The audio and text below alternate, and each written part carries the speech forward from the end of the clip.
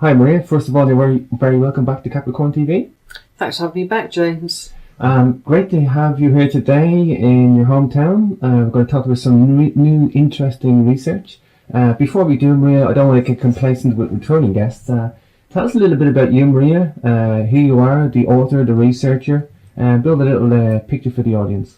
Yeah, sure. Basically, I'm a second-generation dowser. My late father was considered to be one of the UK's top dowsers, and I kind of inherited his skills in a way. So I look at ancient sites through dowsing and through earth energies and ley lines, and I also look at ancient sites through research like archaeological reports to find out a kind of 360-degree understanding of ancient sites. So I combined the sensitivity of my right brain, if you will, to the logical written reports. And from all of that, I tried to compile the history of places like Stonehenge and Avebury.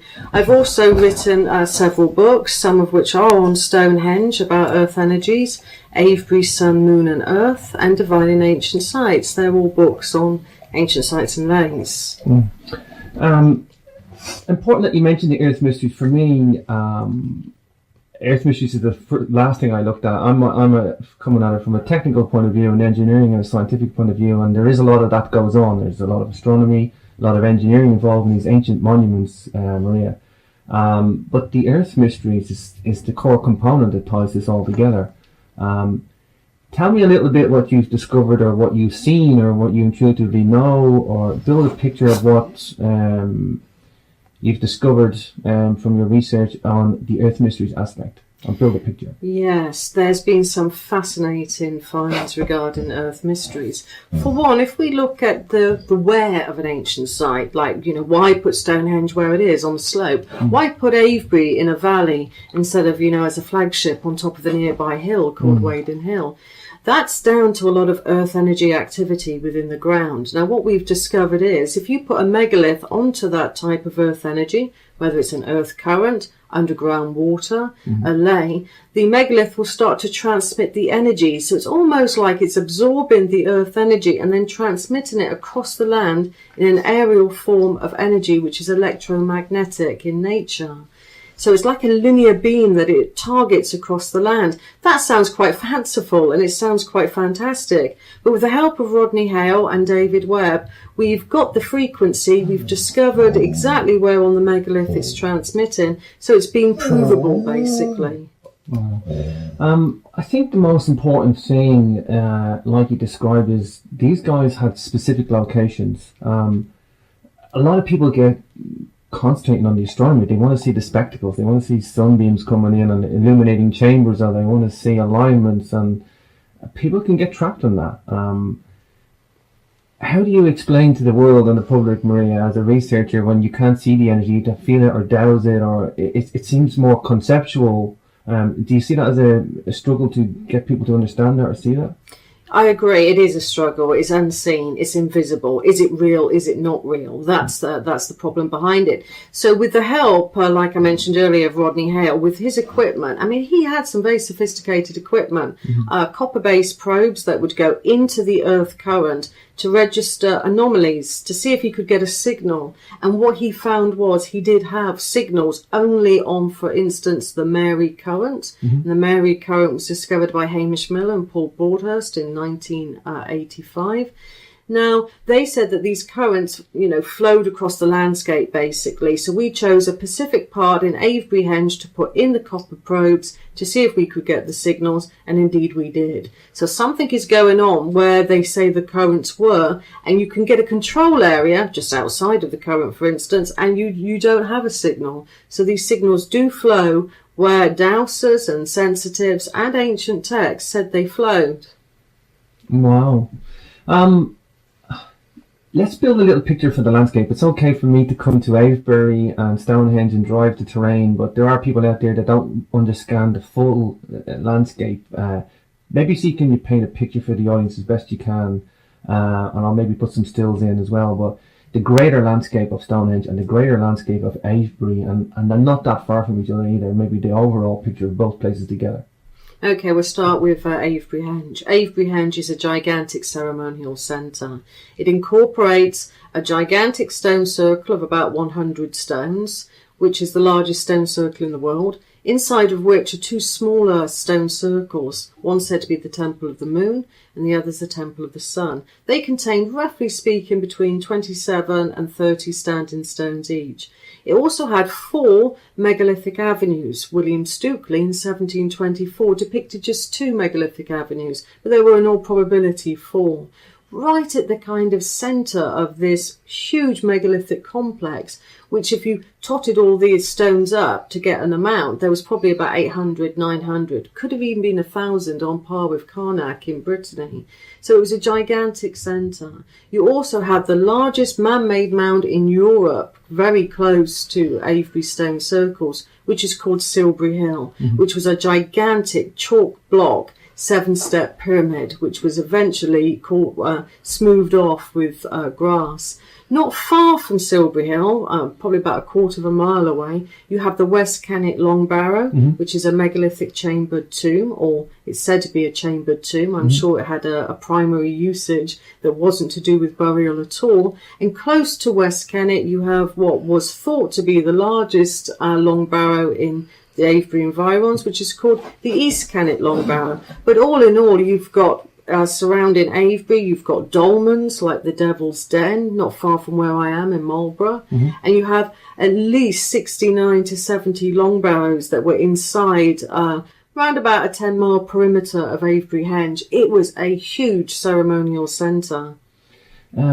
In respect to Stonehenge, then, there's a similar type of megalithic complex going on there. People obviously know the icon that Stonehenge is, but again, surrounding cursus, monuments, barrows.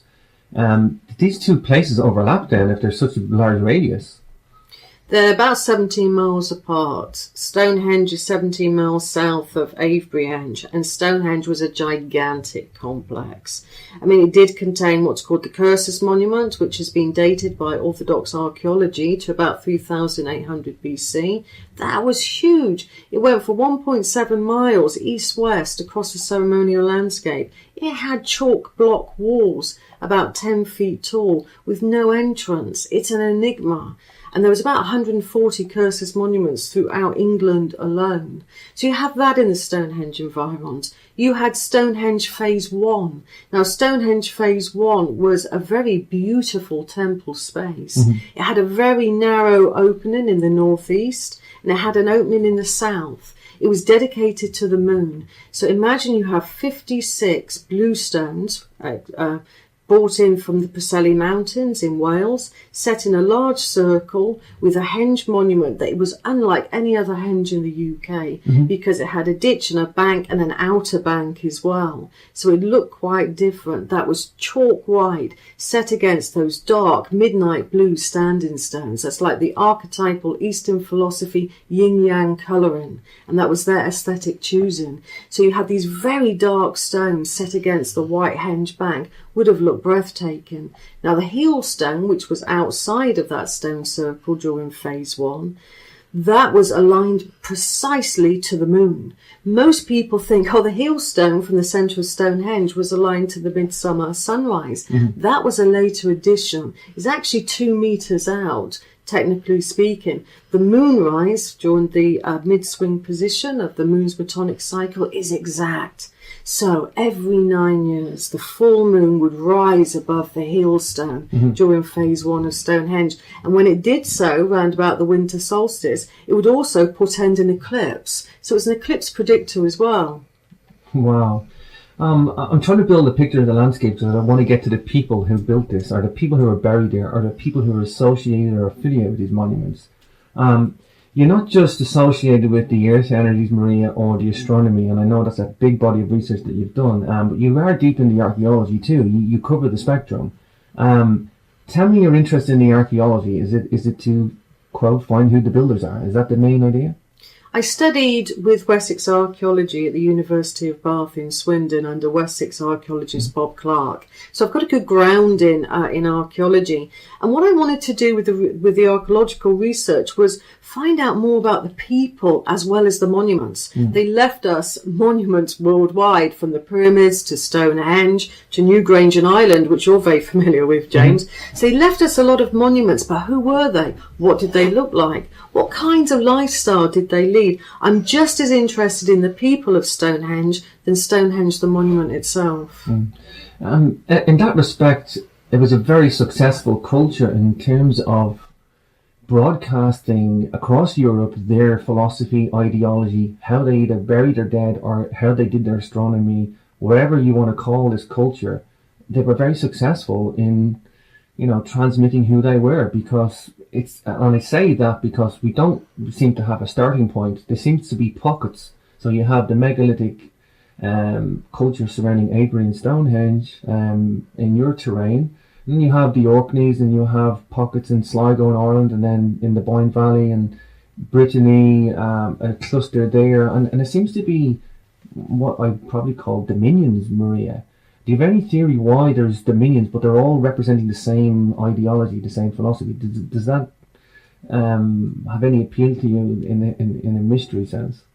Well, it is a mystery in itself. It is an unsolved mystery. Why were these people doing very similar things in these different pockets? Did those different pockets represent a different type of energy that they were producing in terms of free energy? Does it imply a different kind of cultural base that was overall a global ruling elite or a religion? Questions abound. So I think there isn't one overall answer to that, but it is still an unsolved mystery. I think the commonality is definitely there. I just don't know how you would define that commonality. The burials are very indicative of something, and I'm going to get to the people there, because the people that are associated with these monuments are often buried, sometimes cremated in some places, sometimes actually buried there. I think England's very unique with its long barrows, and very, it seems to be an icon of the tumulus or tombs here. Maybe describe the long barrow, what it is, a normal barrow, the long barrow, and then we'll get to the people inside. Yeah, sure. Well, there's several different types of long barrow in South England alone. You have the West Kennet long barrow, which is a megalithic chambered tomb, which is said to be a Cotswold 7 type of long barrow. Basically, it's a very long mound, and there's only a small part used that was made into burial chambers. But I'd say burial chambers, but I think that was the secondary use. The primary use, nobody really knows. That's another unsolved mystery. A lot of people say they have acoustic values, they have healing values. Theories abound. So basically, a Cotswold 7 long barrow is trapezoid in shape, and it contains burial chambers. But not all long barrows look like that. The Stonehenge environs were very distinctive. They did not look like the West Kennet long barrow. What they looked like was like a roof of a house. Imagine that in the landscape, very, very long.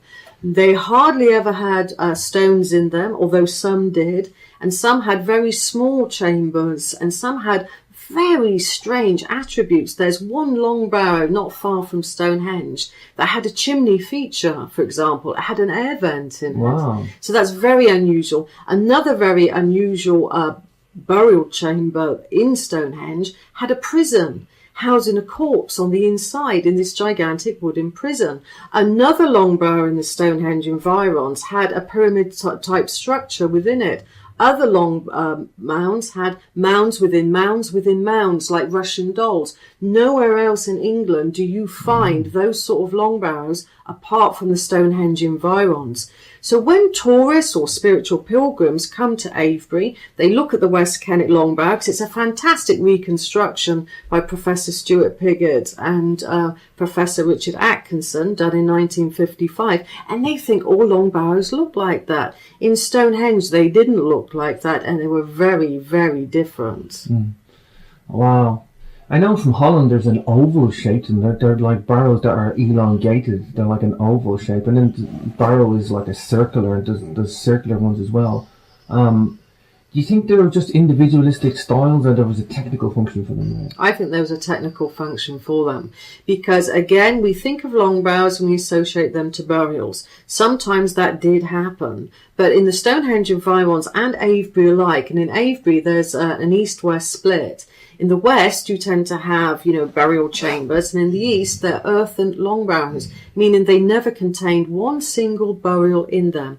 And they were built in a kind of, layering system, which is quite famous, of organic and inorganic layering, which a lot of people liken to Wilhelm Reich's, orgone accumulator. So they could be producing free energy. They could be doing something else. So I think they had a function. So again, not all long barrows had burials. There was a massive change in consciousness here in 2500 BC. What happened in this area was, round about that time, they decommissioned the people, that is, they decommissioned every single long barrow, and they decommissioned them by filling them in with bone deposits, the skulls and the long bones, and they put a pile of dirt in them, so they made them jam-packed with the skulls inside. And then in the style of Indiana Jones, they got these massive blocking stones and sealed off those tombs for all time. That was when they ended the long barrow phase.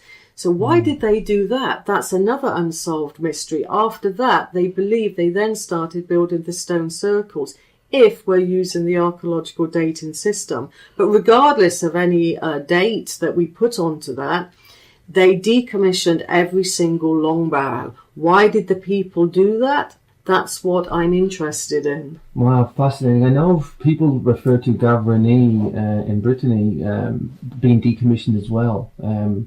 I know from my own experience at Lough Crew in Ireland, there's a slotting stone to block that monument that was decommissioned and sealed off. And we know that now because the roof caved in and you get in through the roof now as opposed to the door that's permanently still sealed. You can actually witness and see it today. So perhaps that explains the technical function, Maria, that when they were technically out of use perhaps for astronomy, they had no more use. That's probably why they decommissioned. That's what I mean. I think they had a first phase, which was, for technical reasons or along those type of lines. And when they were decommissioned, just prior to being decommissioned, that's when they put in the burial deposits. So they at first glance, they seem like burial mounds, but that was their secondary and final usage. Because when they dated those bones in this area, they came to the end of the Neolithic period anyway. So to try and date all long barrows on the burial deposits really is a nonsense, because you don't know when those bones went in. Sure, it's guesswork. It's guesswork, exactly. Let's go to the bones. There's the stones and the bones, and it's nice to build that picture for the audience, Maria. If you're going to understand anything about this culture, you're going to have a look at the skeletons, the remains. There is incredible anomalies that I want to talk about. We'll get to the tree panning, I guess, as well. But let's talk about the Neolithic High Queen and from Stonehenge that you have this new discovery with, Maria.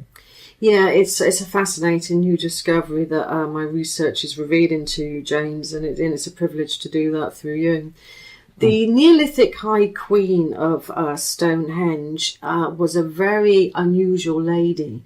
Now, she came from a huge long barrow. This is how she was discovered in about the 1700s. There was this massive long barrow at Stonehenge. It is gigantic. It's 390 feet long. It is huge. Wow. Now, most burial deposits in the long barrows were communal in the Neolithic. So that means you could have at West Kennet, for example, up to 50 individuals in the long mounds. That was common.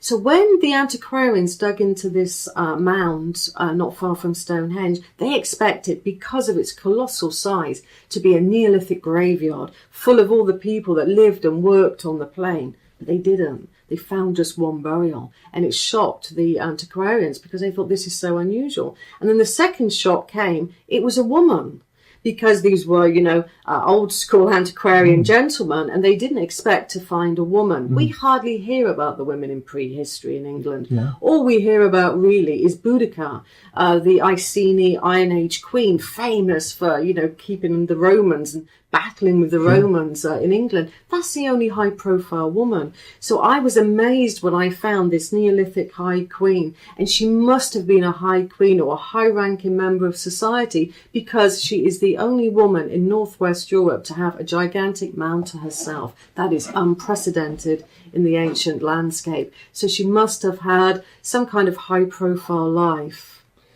Tell me about the bones and what they indicate, because there's a strange shape to the skull. It looks like she may have been from a different tribe, if you want to call it that. Yes, what was very interesting about her skull shape was it was elongated. I mean, we hear a lot from other researchers' work, like Brian Foster, for example. He's done a lot of work on the Paracas skulls of Peru. Now, they're not that elongated to be like cone heads, but they're certainly elongated on par with Malta, for example. So she was probably, in the way that she looked, and I'll give you an illustration of her for the program. She had an elongated skull, very elongated. In fact, it was noted that the other people that were found from the nearby burial mounds, they too had elongated skulls. So we can say with all probability that there was a ruling elite in the Stonehenge environs for sure that had elongated skulls. That cannot be dismissed. In fact, there was some archaeologists in around the year 2000 that looked at the skulls and said, yes, they are. There was two types of people living in Neolithic Britain. One had the round skulls, very European looking, and one had the long elongated skulls. And this was noted in archaeology. And a top curator of a British museum, he points out, undeniably so, that there were these two types of people, and they were co-inhabiting at the same time, because you had two shapes of skull came out of a long barrow in Gloucestershire. And the reason why has this been suppressed? Why don't people know about this?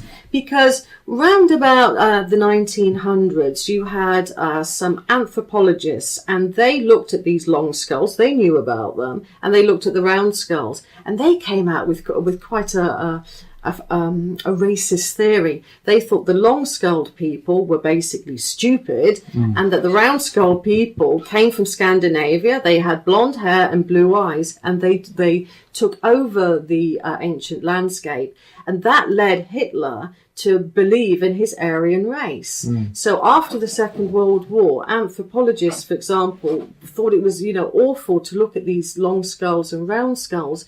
So in archaeological terms, you had to talk about the beaker culture. You weren't to mention the long skulls or the round skulls at all. So that's why it's been kind of hidden from history, if you will. By sheer definition, Maria, if you have a round skull or you have a long skull, it's at very least a different tribe or a different group. Or if you just even want to be politically correct and say it's a different group of people. Archaeology still hasn't wrestled with that. I know from the Malta skulls, I think they call them Mercephalus or Mercephali, and that they're somehow deformed and that it's a natural deformation. However, that's kind of blown out of the water when you consider that it doesn't symmetrically deform. If there's a deformation, it's either on one side or the other. It doesn't deform symmetrically about the axis of the skull. What do you notice about the symmetry of the skull of the Neolithic High Queen? Is there symmetry? Does it look perfect? Does it look natural, but just a different, unique shape? It does look natural, and it does look a unique shape, which hints at a race, maybe of certainly a different type of people. If it was in the Stonehenge environs, this was a lot of people, because around her barrow, which was the largest barrow in northwest Europe, like I mentioned before, were other barrows as well. And from these barrows came numerous elongated skull after elongated skull after elongated skull. There was one evidence of only one possibly having its head bound in bandage, but the rest seemed to say it was a natural feature, not a kind of deformity, that you can get very strange shaped skulls through a deformity, and they look like almost alien actually. But these weren't so. These were good bone work, and she was quite a healthy person as well. I mean, another elongated skull from near Stonehenge had hardly any erosion on his teeth. That means he had a very refined diet. So these people were living well within the Stonehenge environs. Wow, incredible.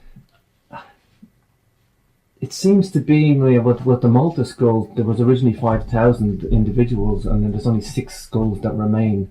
And it's a massive blow to archaeology and the legacy of that history. Archaeology just, it seems at best it's surreptitious or clandestine suppression of knowledge, and at the very worst it's the biggest blunder of all time to have that many skulls go missing, and especially the same unique elongated or at least oval shaped, or at least a different genetic tribe, if you want to call it that. It definitely seems like there's a suppression of knowledge, and you cannot get past that. And they are associated with these monuments. I think that's what the Stonehenge stuff indicates over here too.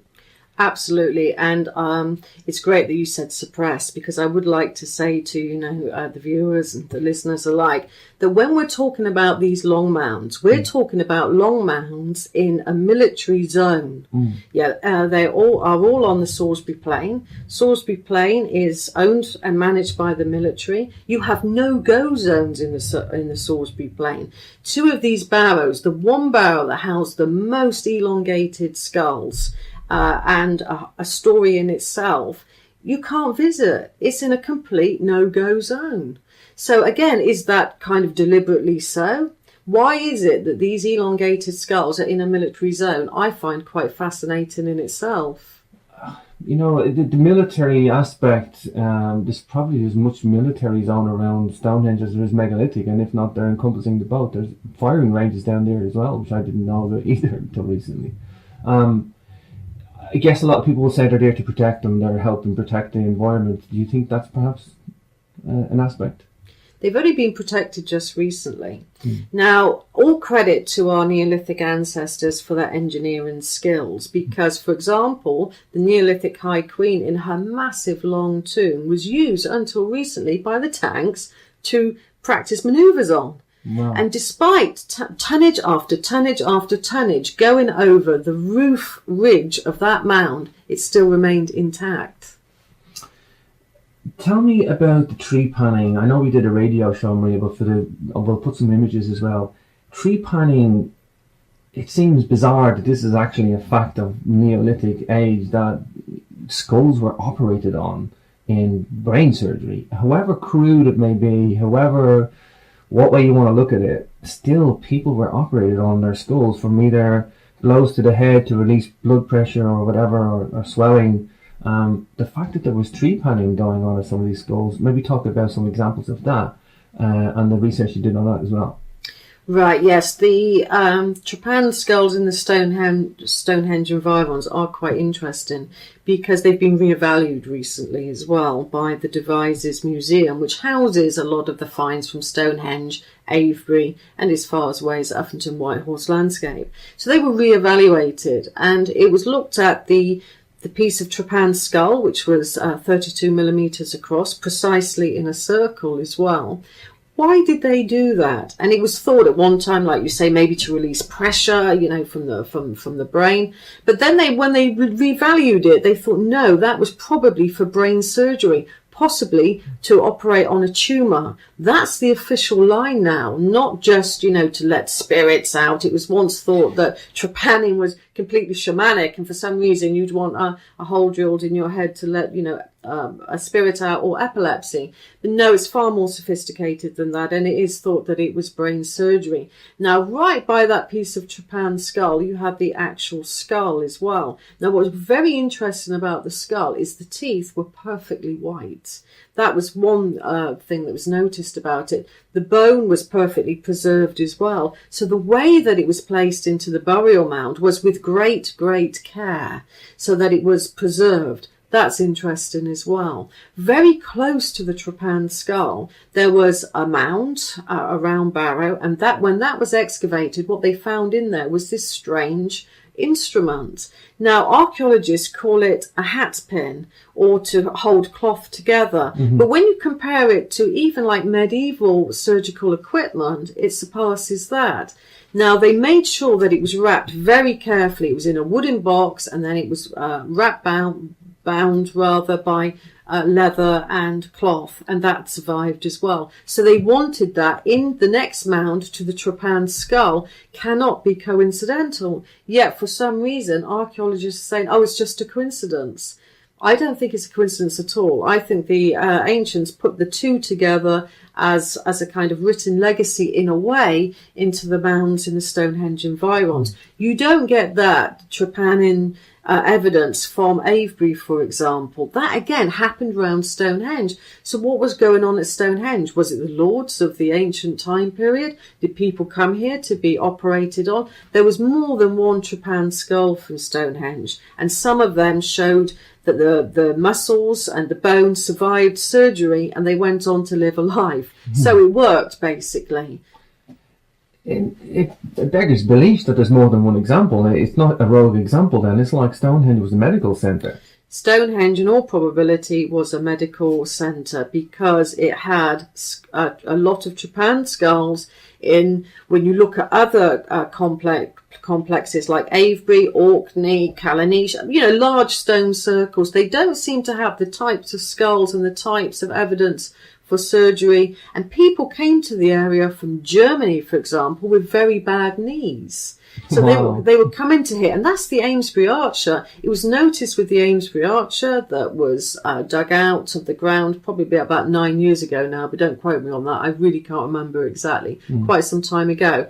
He literally came to Stonehenge and he had a missing kneecap. So did he come here for healing? Even the archaeologists are mooting that now. In all probability, yes, he did. So you find from the graves around Stonehenge some very healthy people and some people that were maimed as well. So it was a centre I feel, to have operations done and for healing to take place. I know from recent research, I think there was isotopes of teeth analysed, and that there was Scottish, the most likely people in the Orkneys were navigating down to Stonehenge. This was, British Isles was like megalithic territory where they navigated at the very least to the four corners of Britain, to and from this place. Well, exactly. I mean, they were the oxygen isotopes taken from the Riverside project led by Mike Parker Pearson. And what they discovered through those teeth enamel was the water that you drank and where you drank it from when you were small, and it registers like in your enamel of your teeth. And they did find a lot of activity from Germany and from Orkney alike. And also they know they traded a lot in Aberdeen cattle from Aberdeenshire. So they were moving cattle across vast distances as well. So they found the bones of those as well. And also they found in Durrington Walls, which is close to Stonehenge, evidence for a lot of feasting as well, and they liked sweet tasting pork. Wow. So that was also documented. Well, I know at Newgrange and Noath that there was a mace head found at Noath, and it's the nearest source for that stone is in the Orkneys as well. So, and the art is the same there as the Orkneys, and it's like the British Isles, Scotland, England, Wales, Ireland. Distance was not a problem to these guys. Does it make sense then that they had a megalithic centre like Stonehenge for medical reasons? Like, was that the primary purpose for coming here? Would you call this the capital, Stonehenge and Avebury, a capital? Would it be right to do that? I think Stonehenge had a function, and I think it was the function that attracted people. It's very interesting when you look at the houses that were built in Orkney. They have the same diameters, the same shape as the houses at Durrington. So they were the same size. Again, that's not coincidental. That's having an archetypal house size used in Orkney as it was in Stonehenge. So that proves that there was a lot of linkage between these people. So I don't see them as separated at all. I see them as functioning as a whole. They're a compartment of a greater whole. What that greater whole is what we're looking for answers. You and I are looking for those answers. So I feel that they're very linked. I just came back from Holland, Maria, and it's like they want to link Holland up with other monuments in Germany and Scandinavia, and it's like the rest of megalithic Europe doesn't exist. They refer to the beaker culture there, and they don't refer to the beaker culture anywhere else. It's like they just can't see past the other side of Holland. It's like they're going to the east of Holland instead of to the west. Do you ever see a day when all archaeology teams in all of Europe will coincide their efforts? I'd like to think so, but I think archaeologists are quite competitive. They want their own archaeological paper out, and they want the recognition for their work, and they want funding. The reason why Stonehenge has got a lot of attention, for example, is because it was funded by the Riverside project. and they had TV programs associated to that. So that's why that got a lot of attention. I mean, the reason why it's overlooked, like the elongated skulls, that's completely overlooked because archaeology doesn't want to look at that. Archaeology would choose what it wants to look at, and if it fits into its time frame of 3000 BC and then 2500 BC, they like that. But there's anomalies at Stonehenge. From one of the Q&R holes, which was one of the original bluestone places at Stonehenge, was like a curvature feature, and it's one of its early phases, they found some grain. And that grain dated that Q&R hole, the early feature, to 7000 BC. But they chose not to talk about that date because it doesn't fit in with their 2500 beaker culture and what they teach us in schools, basically. Now, in the Stonehenge environs, if we go back to sort of the Neolithic and the elongated skulls, if these people were a race and were a ruling elite, which I'm sure that they were, because like I said, we talked about, isotopes, their teeth showed lack of erosion, for example, something happened to these people, something quite tragic. And it's quite sad in a way, because if we kind of look at the people, this Neolithic High Queen, she was a person. Yeah, she was a person with a family. Now, her relatives, or her race, or whatever, they were literally in the Stonehenge environs hunted down. And they were killed and murdered. Because around her magnificent long grave, you have barrow after barrow after barrow with murder victims interned. Now, one barrow right in the middle of the Salisbury Plain, right in the no-go zone as well, there is one barrow that tells a tragic story. And their story is this, and it's a real hidden history because nobody has ever spoken about this, or written about it. It's literally shelved away. What happened was they rounded up all of the men in the area because there was no female skulls at all. These men were about 25 years old. They were in the prime of their life. There were some older men and there were some children as well, some as young as 3 or 4. Now, these people were rounded up. They all had elongated skulls, or the majority had elongated skulls there. There was 1 or 2 that didn't. So they were rounded up and they were put to death. They were so savagely killed that one had half of his skull missing. The other was smashed to pieces, although lots of skulls did survive with just like a cleft round on the right-hand side of their skull. Classic. So not only were they murdered, the children were shown no mercy whatsoever. They were all put to death at the same time. They were unarmed because they had no defensive moves about them. So they weren't fighting back, and they were cut. And shockingly, one was beheaded. One was executed. There was the first chap that unfortunately met his death like that. Was he executed with the young children around? These were people. Neolithic genocide, Maria. It was genocide, and that's what I say in my forthcoming book, which is, the elongated skulls of Neolithic, telling their story, that it was genocide. Now, the story doesn't end there. Like I mentioned earlier, these were ruling elites. They had a good refined diet. But these people that were rounded up, these men of the Neolithic with the elongated skulls, they showed signs of sudden, massive dental erosion. And we see this type of dental erosion with the Anglo-Saxons when they came over here in the Dark Ages because they ripped at meat. Now, you have your teeth will erode at a 45-degree angle if you're not using knives and forks, basically, if you're ripping at flesh. And these people showed those signs. So could it be that they were hunted down and then they were imprisoned for whatever reasons? And they, instead of having their refined foods, these were the royalty. They were made to eat a pauper's diet like wolves in the night. That is their untold story. Yeah. I kind of get, when you tell me these specific details from the research you've done, Maria, I get the idea that they knew their enemy, that they were either interbreeding with these people and then a new king or a new guy comes along and tries to eradicate that tribe, and it's like an ethnic cleansing, It's like what you hear in modern day ethnic cleansing, that they probably knew their enemy, as opposed to just random people that they rounded up that they didn't know. Perhaps there was interbreeding that they didn't like, and somebody wanted just to have their tribe back again, their genetic stock. Does that feel right to you?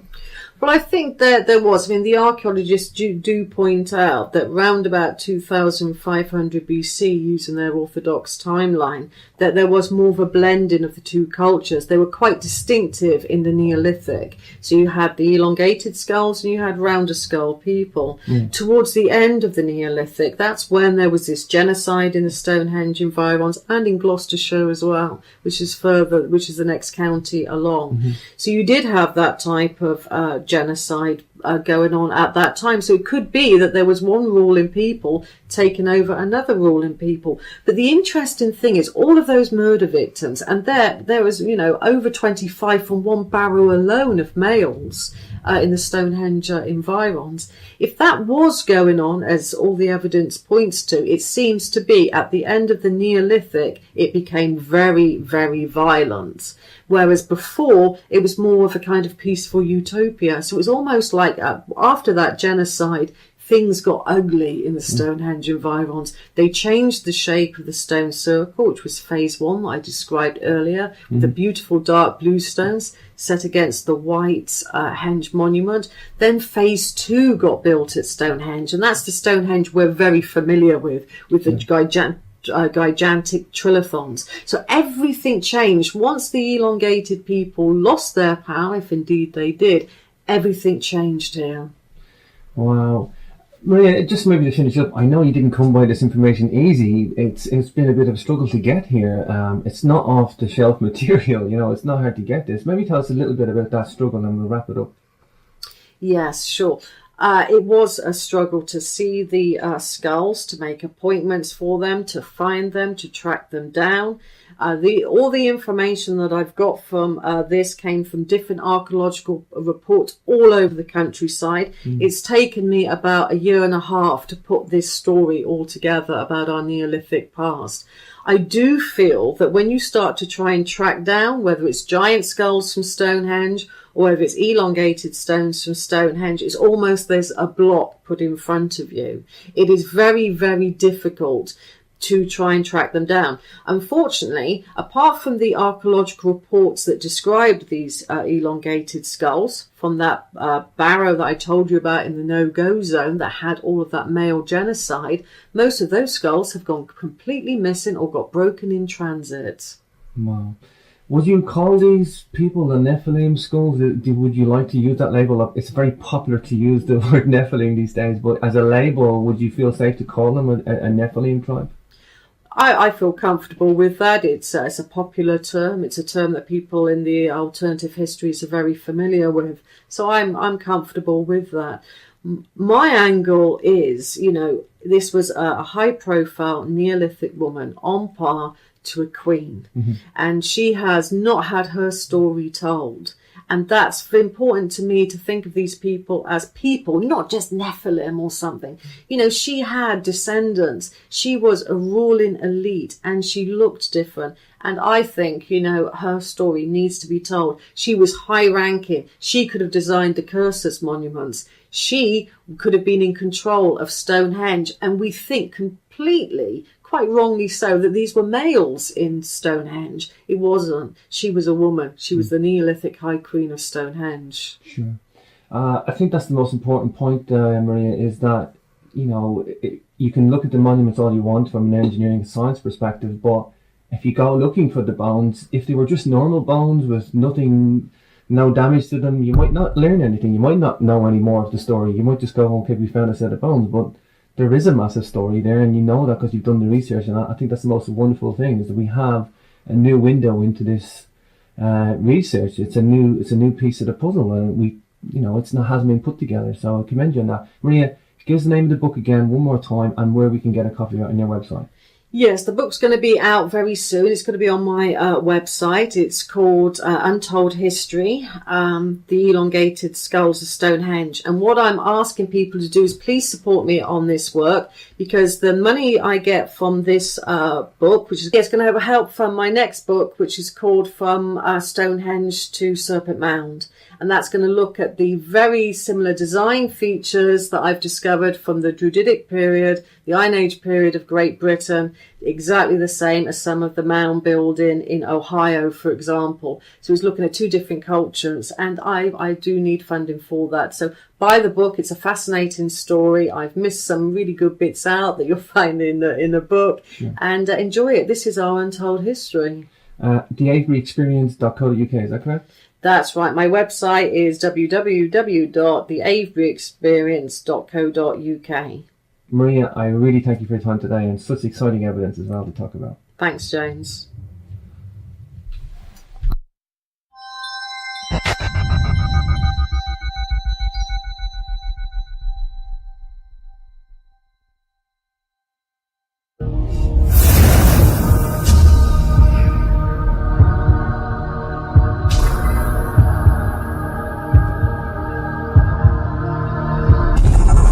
In a valley instead of, as a flagship on top of the nearby hill called Wheatley Hill.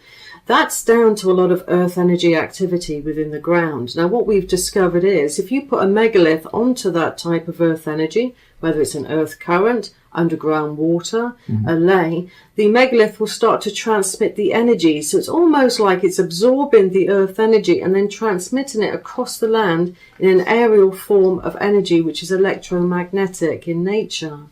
So it's like a linear beam that it targets across the land. That sounds quite fanciful and it sounds quite fantastic. But with the help of Rodney Hale and David Webb, we've got the frequency. We've discovered exactly where on the megalith it's transmitting. So it's been provable, basically.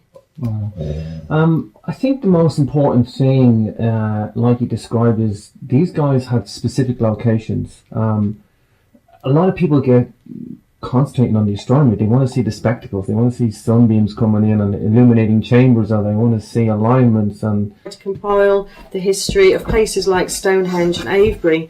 I've also written several books, some of which are on Stonehenge about earth energies, Avebury, Sun, Moon and Earth, and Divining Ancient Sites. They're all books on ancient sites and lays. Important that you mentioned the Earth Mysteries. For me, Earth Mysteries is the last thing I looked at. I'm coming at it from a technical point of view, an engineering and a scientific point of view, and there is a lot of that goes on. There's a lot of astronomy, a lot of engineering involved in these ancient monuments, Maria. But the Earth Mysteries is the core component that ties this all together. Tell me a little bit what you've discovered, or what you've seen, or what you intuitively know, or build a picture of what you've discovered from your research on the Earth Mysteries aspect. I'll build a picture. Yes, there's been some fascinating finds regarding Earth Mysteries. For one, if we look at the where of an ancient site, like, why put Stonehenge where it is on the slope? Why put People can get trapped on that. How do you explain to the world and the public, Maria, as a researcher, when you can't see the energy, to feel it or douse it, or it seems more conceptual? Do you see that as a struggle to get people to understand that or see that? I agree. It is a struggle. It's unseen. It's invisible. Is it real? Is it not real? That's the problem behind it. So with the help, like I mentioned earlier, of Rodney Hale, with his equipment, he had some very sophisticated equipment, copper-based probes that would go into the earth current to register anomalies, to see if he could get a signal. And what he found was he did have signals only on, for instance, the Mary current. And the Mary current was discovered by Hamish Miller and Paul Broadhurst in 1985. Now, they said that these currents, flowed across the landscape, basically. So we chose a Pacific part in Avebury Henge to put in the copper probes to see if we could get the signals, and indeed we did. So something is going on where they say the currents were, and you can get a control area just outside of the current, for instance, and you don't have a signal. So these signals do flow where dowsers and sensitives and ancient texts said they flowed. Wow. let's build a little picture for the landscape. It's okay for me to come to Avebury and Stonehenge and drive the terrain, but there are people out there that don't understand the full landscape. Maybe see, can you paint a picture for the audience as best you can, and I'll maybe put some stills in as well. But the greater landscape of Stonehenge and the greater landscape of Avebury, and they're not that far from each other either. Maybe the overall picture of both places together. Okay, we'll start with Avebury Henge. Avebury Henge is a gigantic ceremonial centre. It incorporates a gigantic stone circle of about 100 stones, which is the largest stone circle in the world, inside of which are two smaller stone circles, one said to be the Temple of the Moon and the other is the Temple of the Sun. They contain, roughly speaking, between 27 and 30 standing stones each. It also had 4 megalithic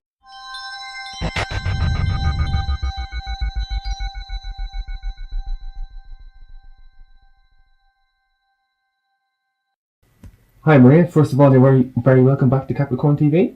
Thanks for having me back, James. Great to have you here today in your hometown. We're going to talk about some new interesting research. Before we do, Maria, I don't want to get complacent with returning guests. Tell us a little bit about you, Maria, who you are, the author, the researcher, and build a little picture for the audience. Yeah, sure. Basically, I'm a second generation dowser. My late father was considered to be one of the UK's top dowsers, and I kind of inherited his skills in a way. So I look at ancient sites through dowsing and through earth energies and ley lines, and I also look at ancient sites through research like archaeological reports to find out a kind of 360-degree understanding of ancient sites. So I combined the sensitivity of my right brain, if you will, to the logical written reports, and from all of that I try